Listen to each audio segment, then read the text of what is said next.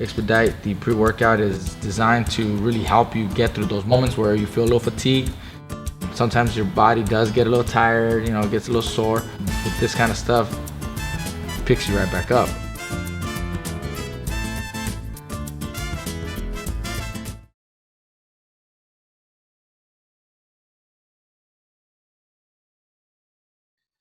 Obviously, you're a top 10 heavyweight. You were top five up until this loss, but you're still in the conversation with top heavyweights. In your opinion, who is the top heavyweight in the world? Who's number one? Uh, uh, so I think Tyson Fury, I think it is, right? I think after his last fight, he hasn't lost yet, so definitely you got to put Tyson Fury up there. Don't tell Joshua fans that. They'll come after you. Yeah, but they will, huh?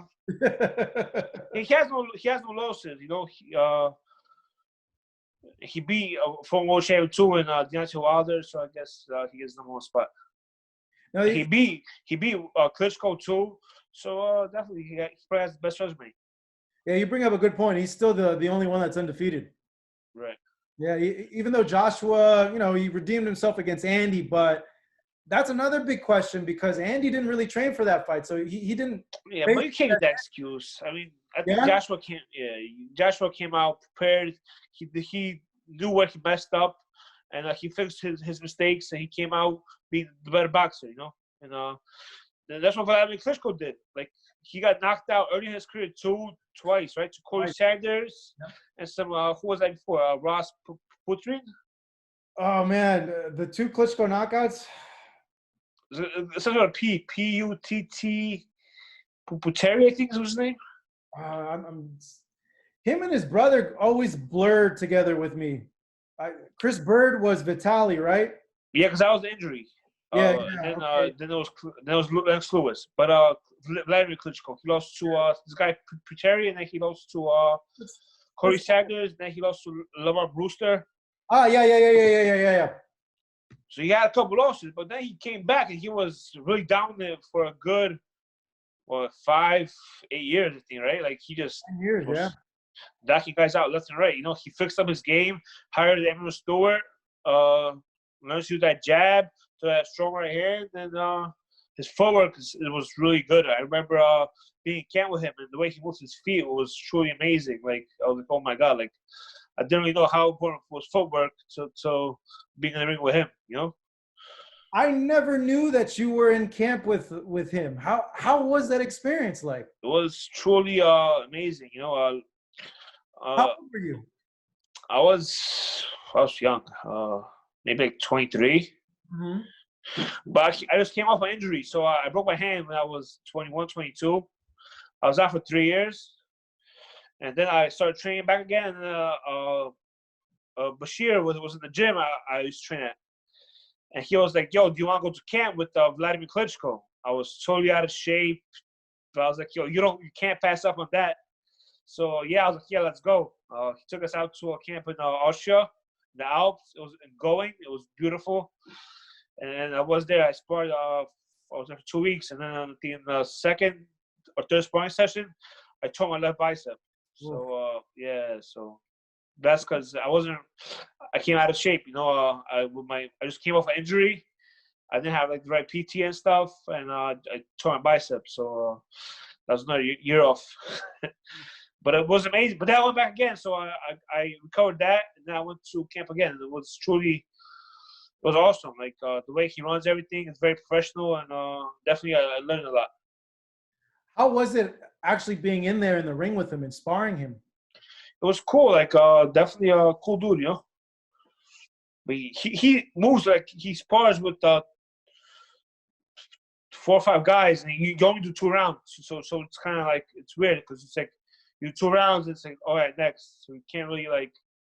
So it takes a little bit longer to get adjusted, Yeah, that's very true. That's very true. You always hear about his movement that he's very, very good and that he's very heavy-handed. Like, how did his punches feel? I have a good chin. I mean, even though I got knocked out last fight, so I can't really say I felt it, but his footwork was truly amazing. The way he moved, it was, it was good. Like the way he moved, I was really impressed. How was And then I saw him drop sparring partners too. Like so it was like, wow, like he could really crack. did he ever really get you good?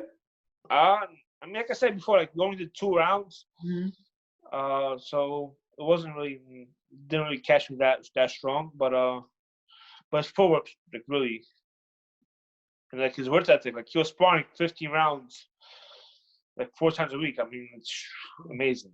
That's a lot. Usually it's what twice, 2 or 3 times a week, right? That you guys. Yeah, right. Yeah, he was truly like he had a good camp. Like it was cool to watch him like train and see everything he does. You know, the other thing too about him, he's a smart guy, man. He's very, very cerebral in there. Yeah, for sure. But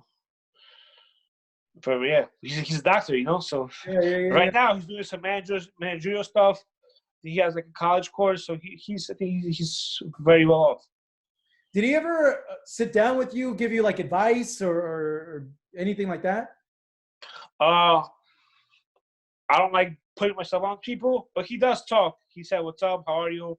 Very nice. It was cool. Actually, I sat down with Emil Stewart because I was there before he passed away. Actually, I think it was the last camp with Emil Stewart he had before Emil passed away. So when I saw my bicep, and I was eating lunch. Emil was eating lunch too. And he's like, "Hey, young kid, come over here. I wish you stay. You did a really good job sparring." And then yeah, I wish you could stay longer, but you tore your biceps. You gotta go look at. We had a conversation with him, so that was really, really cool. That is really, really cool. I only got to meet Emmanuel, I think, on 2 occasions, and I wish I would have had more time to speak to him and get to know him more, because when I got in this, it was already, I think when I got in, he ended up passing away like 2 years later. Yo, you.